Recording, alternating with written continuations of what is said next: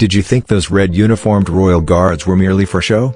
Then watch closely, as an American captain's condescending words ignite a fire, and the world holds its breath to witness the truth unfold.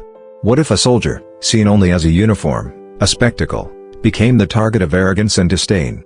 And what if this scorn drove him to push his limits, to achieve the impossible? Who was this arrogant officer, and what lesson would the Royal Guard impart with his quiet dignity? This was a battle of honor, a clash of perceptions, a breathtaking rivalry that laid bare the soul of a nation.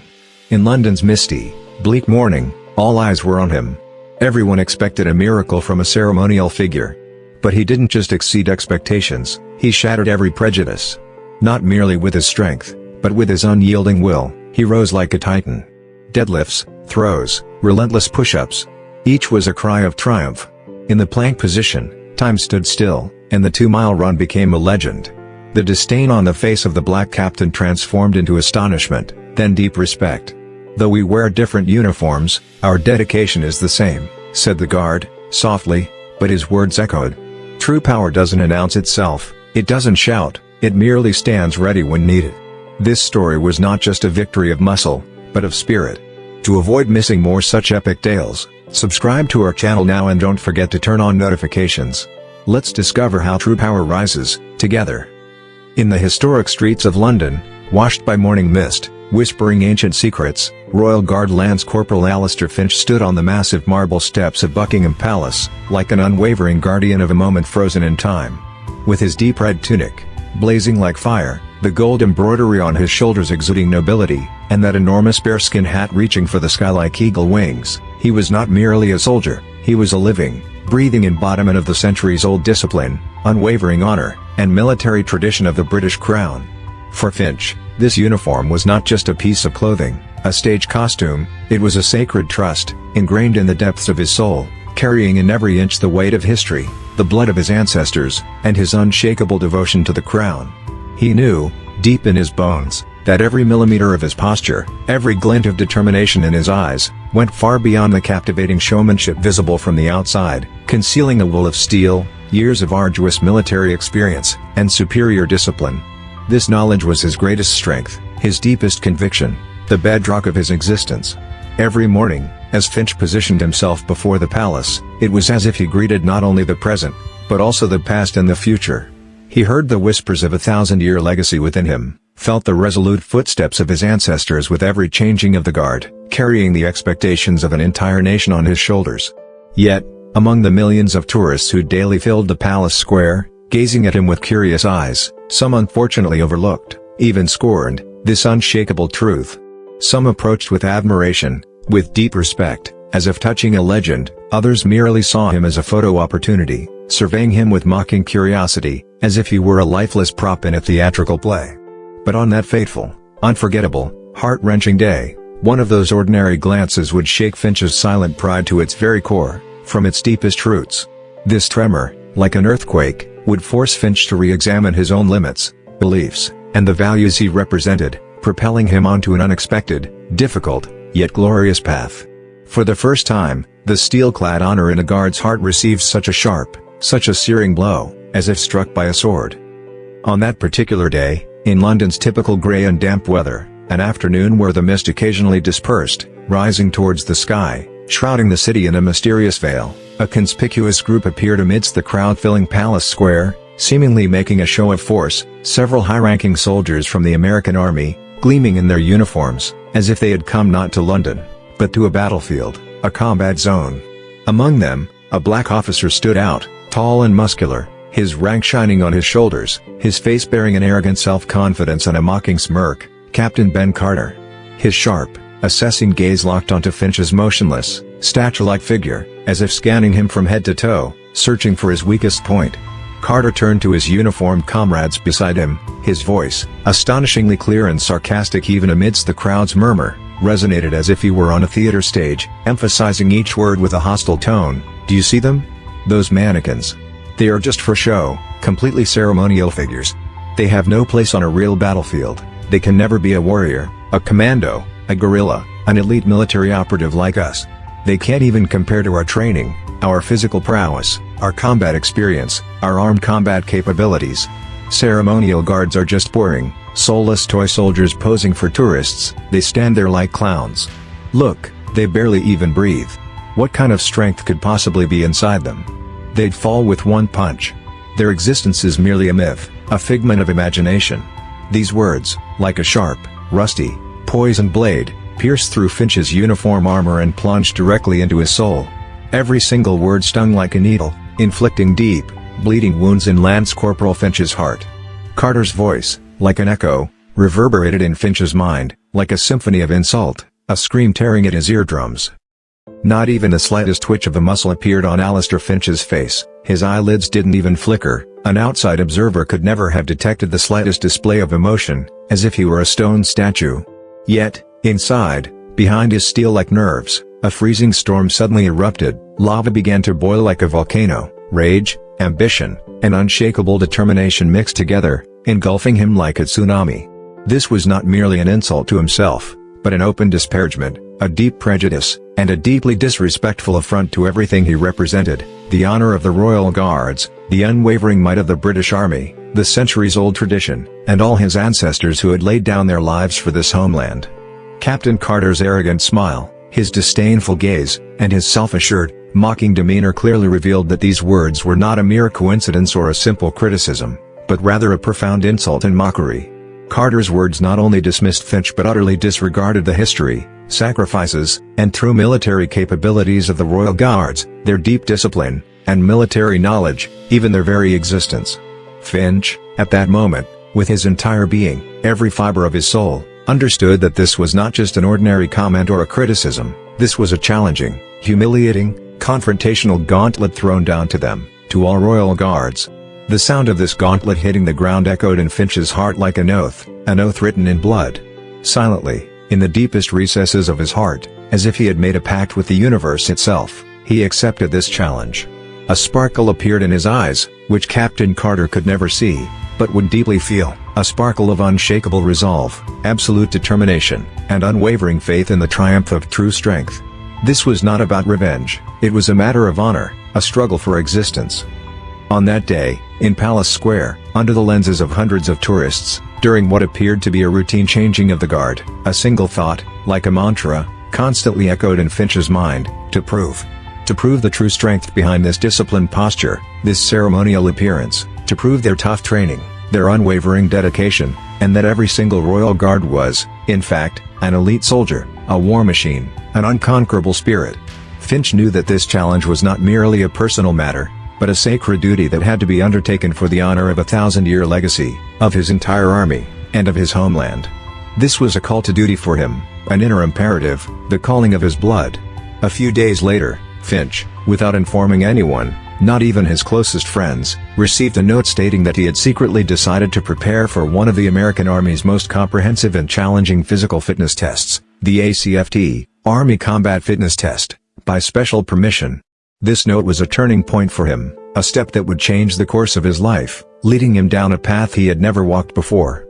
After his duty, instead of resting his tired body, every morning, long before dawn, in the dark, damp streets of London, still asleep, where his footsteps echoed on the wet cobblestones, he would run as if racing against time itself. Every evening after work, in secluded gyms and former military areas converted into parks, he began to forge himself like a blacksmith, reshaping his body and soul.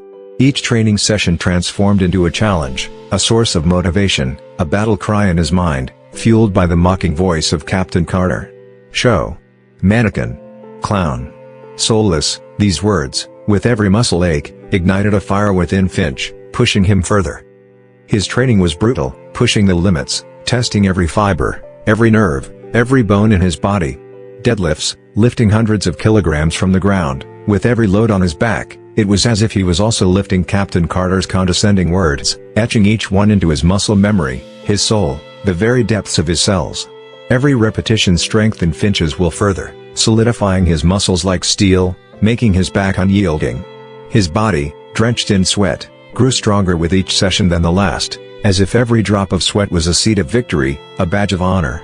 The air in the gym smelled of sweat, iron, and determination, but for Finch, this scent was the harbinger of victory, like the fresh smell of spring, a premonition of the future.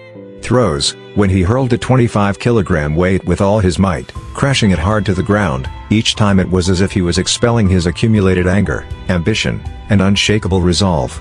The weight arced upwards, defying gravity, and the thudding sound it made upon impact was a powerful echo of Finch's determination, his vows of vengeance, like a manifesto falling to earth, a declaration of rebellion. Endless push-ups, until his hands could no longer lift from the ground, until his chest touched the floor, until his lungs burned, his breath caught, as if he were giving his last breath. Every single push-up seemed to scream that the Royal Guards were not merely show the scene from the outside, but that each of them possessed steel-like endurance, unique conditioning, a high level of training, advanced combat capability, and unwavering discipline, like a message to the entire world. His arms trembled, his muscles burned, pain enveloped his entire body, but his mind was crystal clear. This pain propelled him further, towards his goal, as if each ache was a step, a ladder, every single step on the path to victory. He was preparing not only physically, but mentally for this test. This was a war of wills, a struggle for honor, an existential fight, an attempt to write history.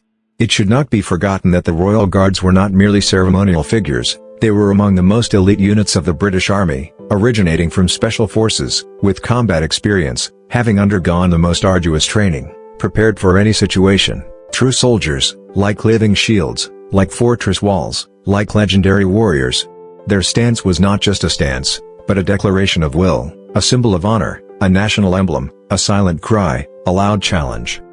Throughout these 6 days of intense and superhuman training, Finch had set one clear and precise goal for himself: to pass with superior results, to perform far, far better than Captain Carter expected, to utterly astonish him, to leave his mouth agape. His aim was not just to pass the test, but to utterly shatter Captain Carter's prejudices, misconceptions, and condescending arrogance. This was a mission for him, a sacred duty, a cause to which he dedicated his very existence. Every aching muscle, every gasping breath, whispered that he was drawing closer to this goal, that victory was approaching, that dawn was near. In his mind, he repeatedly conjured Captain Carter's arrogant facial expression and his sarcastic, humiliating words, and this motivated him even further, making his blood boil, stoking the fire within him like an unquenchable torch. Finch knew that this test was not merely a physical examination, but also a psychological war, a clash of wills, a test of mental endurance. This was a battle for his honor, his military dignity, and everything he represented. This would be a proof that silence and discipline would overcome arrogance and disdain. A legend would be written, etched in gold letters on the pages of history. In every training session, the sentence "though we wear different uniforms, our dedication is the same," echoed in his mind, like an oath, like a vow, like a sacred word. This sentence had become a mantra for him, a source of inspiration, a life philosophy, a war cry, a victory song. These words were not merely words spoken from his lips, but a part of his soul, the essence of his existence, the beat of his heart. Rising long before dawn, as he ran like a shadow in the dark, empty streets of London, still asleep, where his footsteps echoed on the wet cobblestones, as if racing against time itself, Finch never hesitated for a moment. With every step, he was conscious of the responsibility his uniform imposed on him, his debt to the crown and his nation. This was not merely personal ambition, a simple sports challenge, but also a mission to protect the reputation and honor of the institution he belonged to carry forward a 1,000-year tradition, to leave a legacy for future generations. He was not just Lance Corporal Alistair Finch, but the entirety of the Royal Guards, representing their silent strength, their unseen resolve, their unwavering will, their deep military wisdom, and their irresistible spirit. He was the one who saw the first light of the sun, the dawn of hope, amidst the crowds, and this solitude gave him an inner strength, an unshakable determination, and an incredible ability to focus, like a hero, like a lone warrior. Every fiber of his body, every thought in his mind, served a single purpose: to erase Captain Carter's disdain, to break down prejudices, to show everyone, in the clearest, most striking, most unforgettable way, what true power truly was. Because Finch knew that some lessons were given not just with words, but with actions, with sacrifices, and with an unyielding will. And this would be a moment from which the whole world would learn, a moment never to be forgotten. After 6 days of silence, the weariness in his veins, and a superhuman preparation that had forged his spirit into steel, the day of the great test had finally arrived. It was a typical foggy, damp, and gloomy London morning. Nature itself seemed to hold its breath, the sun hidden behind a mysterious veil. A tense, electric anticipation hung in the air. The sky was a grey canvas, buildings appearing blurry. The city's usual hum was strangely muffled, as if everyone awaited Finch's fate. As Lance Corporal Alistair Finch of the Household Guards walked from Palace Square to the testing ground, each step carried the wisdom of centuries, the military discipline inherited from his ancestors, and the strength of the British Army's deeply rooted legacy. He wore no ornate red tunic or bearskin, just simple, grey athletic wear. Yet his unyielding posture, distinct musculature, and steely gaze clearly indicated he was no ordinary soldier, but a specially trained guardsman. Every fibre of his body was disciplined. He stood there not merely as an individual, but as a silent, powerful envoy of all the household guards, a representative of their just cause, an angel of vengeance. Finch knew this was more than just a physical test, it was an epic triumph of honor, dignity, and true strength against Captain Carter's arrogant prejudice. With every movement, every breath, his heart beat like a war drum, echoing this epic struggle. At the testing ground, a crowd of soldiers and observers, their faces etched with tension, awaited Finch. In the center stood Captain Ben Carter, his rank gleaming, his face a mix of mocking curiosity and disdainful smirk, a sinister smile on his lips. Carter's sharp gaze swept over Finch like a vulture, a mixture of contempt, doubt, and mockery, further fueling the fire within Finch. Other American soldiers whispered and chuckled, "Household guards? What are they doing here? They just pose and wave." In their minds, Finch was a ceremonial figure, merely a mannequin. But before this silent crowd, Finch gathered all his inner strength, willpower, and ancient heritage.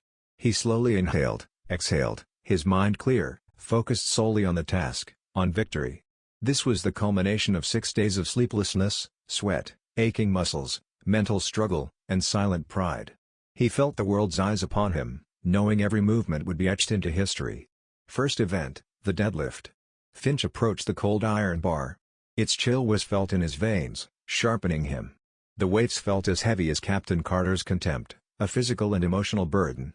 But Finch's will was heavier than every gram, every scornful glance. He took a deep breath, feeling only the coldness of the iron, his own warm breath, the beat of his heart. He closed his eyes, Carter's arrogant face, his mocking smile, and disdainful words appeared. In that instant, his muscles tensed like steel ropes, every fiber transforming into immense power. The first lift. Flawless technique, back straight, the bar defying gravity. The second. The third. Each repetition silenced the whispers, turning them into gasps of astonishment and murmurs of admiration. The mockery on Carter's face slowly turned to surprise, then to a stunned, open-mouthed stare. Finch completed all repetitions perfectly, without tremor, twitch, or stumble. The thud as he lowered the bar to the ground shattered Captain Carter's prejudices, his fortress of pride. The first round was a silent, powerful, unforgettable demonstration of Finch's unwavering strength, unparalleled discipline, and superior skill. The gazes of the soldiers and observers shifted, doubt replaced by growing respect, even a slight fear. Finch felt this silent change and it motivated him even more. Next, the power ball throw, a true display of strength. He gripped the rough, 25-kilogram ball, feeling its weight like a grain of sand at his fingertips. In his mind, he replayed the throws he had practiced hundreds of times, like a film. Uniting all his muscles, he hurled the ball forward, beyond the line, as if releasing all his anger and ambition with it. Every muscle, every ligament came together for this explosive throw. The ball soared like a bullet, defying gravity, landing far beyond everyone's expectations. The second throw was even more impressive than the first. Captain Carter, whispering something to a nearby soldier, had completely lost his arrogant expression, replaced by pure astonishment and wide-open eyes. Finch's performance shattered all their perceptions, misunderstandings, and prejudices about ceremonial soldiers, like a demolished fortress in their minds. This was concrete proof of the household guard's deep military training, hidden abilities, explosive power, and extraordinary physical prowess. With each throw, Finch felt he was burying every one of Captain Carter's contemptuous words into eternity. Each throw was a moment of liberation for him. Then came the hand-release push-ups. Finch lay on the ground, hands perfectly aligned shoulder-width apart, his body like a taut bow. Each push-up was executed with flawless, mechanical precision. His body was solid as a rock, his mind focused like steel. As the numbers increased, the silence in the hall deepened, replaced by gasps of admiration and murmurs of respect. 1, 2, 10, 20. After 30, the soldiers couldn't hide their astonishment, some had their mouths agape, others nodded in admiration. Finch continued tirelessly, as if he didn't even need to breathe. When he finished his last push-up, though trembling and sweating, there wasn't the slightest sign of fatigue on his face. His gaze remained sharp. This was not just muscular strength, but unwavering will, extraordinary mental resilience, and the absolute triumph of the spirit. This striking performance resulted in Captain Carter's brows furrowing deeply, his arrogance completely vanished, replaced by profound respect. He hadn't expected such physical strength and endurance from a guardsman. This silent challenge turned into an unexpected and shocking superiority, Finch's undeniable victory. Each push-up was like a blow to Carter's prejudices. Next was the sprint drag carry, one of the most challenging courses that pushed every soldier to their limits. This event tested strength, speed, agility, and endurance all at once. Finch stepped to the line. Every ache in his body motivated him even more. At the signal, he launched forward like a deer, in the blink of an eye, leaving only a cloud of dust behind him. The first sprint was flawless. Then he began to drag the sandbag. This part truly challenged him, his shoulders, arms, and back burned as if on fire. For a moment, he stumbled, almost losing his balance. A momentary, ominous gleam of satisfaction appeared on Captain Carter's face. Ah, this was the weakness he had waited for. The fall of the showy guardsman. East Rajkant. But Finch did not fall. He steadfastly recovered, gritted his teeth, and continued to drag the bag with his last ounce of strength. An unquenchable fire burned in his eyes. Then he began to carry 2 heavy water cans. His muscles tensed, every step was agony, as if he were carrying a mountain on his shoulders. But his eyes were fixed only on the finish line, his mind sang songs of victory, never contemplating defeat. The honor of his uniform, the legacy of his ancestors, and Captain Carter's demeaning words echoed in his mind. And finally, he reached the finish line. He did not collapse when he crossed the line, but rather knelt, taking deep breaths, savoring the victory. Carter's momentary satisfaction was replaced by pure astonishment and a slight, deep respect. Finch's determination had transcended physical limits, reaching a superhuman level. This was not just a test, it was a striking testament to the household guards' unstoppable will, their unwavering spirit, and their true power. Finally, the plank, which required the most mental endurance. This test measured core strength, mental fortitude, pain resistance, and concentration at the highest level. Finch lay on the ground, his body in a perfect line on his elbows and fingertips, not moving a single inch. Time seemed to crawl. 1 minute, 2 minutes. Everyone in the hall held their breath, marveling at his unwavering posture. His muscles began to tremble, beads of sweat formed on his forehead, but he didn't even blink. 3 minutes passed, then 4. Captain Carter's gaze was frozen, he had never seen such endurance or willpower before. The other soldiers whispered in astonishment. Some nodded silently, others clapped softly. Finch's body was shaking violently, every inch screaming in pain, but his eyes were fixed, his will unbreakable. He was like a rock, unmovable. He surpassed 4 minutes, leaving everyone in awe, wondering what he was made of. Then, the referee's command, "Time," brought a collective sigh of relief to the hall. Finch's official time, 4 minutes 15 seconds. A momentary silence, then the hall filled with murmurs of admiration and profound respect. This was an extraordinary, superhuman achievement, a record. It proved that the household guards were much more than a show. True strength lay beyond the uniform, in the spirit, in the will, in discipline, and in dedication. Captain Carter's contempt had completely vanished, replaced by pure astonishment and slow, deep respect. Finch had not only broken a test, but also a perception, shattering prejudices. Lastly, the 2-mile, 3.2 kilometers run. Finch, with a final burst of effort, arrived at the starting line. Every muscle in his body ached, his lungs burned, his cells rebelled, but his mind was locked on the goal, his determination unshakable, defeat absolutely not an option. The run began. The first lap was paced, like a smooth belt, an aerodynamic machine. In the second lap, fatigue set in, his legs were like lead, every step a struggle. Yet Finch continued, his muscles throbbing. With each step, Captain Carter's contemptuous words echoed in his mind, "Just for show. Mannequin. Clown." These words whipped him, spurring him to run faster, to push harder, further igniting the fire within him. As he neared the finish line, he gave one last sprint, one last cry. Pushing every fiber to its limit, breathless but upright, he crossed the line in seconds, like a true hero. He almost collapsed but stood firm to the very end, unbowed. The unofficial announcement, Lance Corporal Alistair Finch. Passed by a wide margin. Extraordinary. Incredible. This was not just a race result, it was a declaration of the household guard's invincible spirit, unwavering determination, and absolute resolve, a powerful message, a teaching lesson sent to the world. All eyes in the hall were on Finch. Captain Carter was frozen, mesmerized, unable to take his eyes off him. In the silence, Captain Ben Carter slowly, hesitantly walked towards Alistair Finch. The arrogance and mockery on his face had given way to deep respect, even a slight embarrassment. A new light appeared in his eyes. He extended his hand. This was not just a handshake, it was an expression of surrender, apology, appreciation, and acceptance, as if a truce had been declared. Finch calmly, with his unwavering posture, shook Carter's hand. His gaze was clear, proud, but far from arrogant. There was only honor and humility. Looking into Captain Carter's eyes, Finch spoke a deeply meaningful, historic, and never-to-be-forgotten sentence, one that would be passed down through generations. Though we wear different uniforms, the dedication is the same.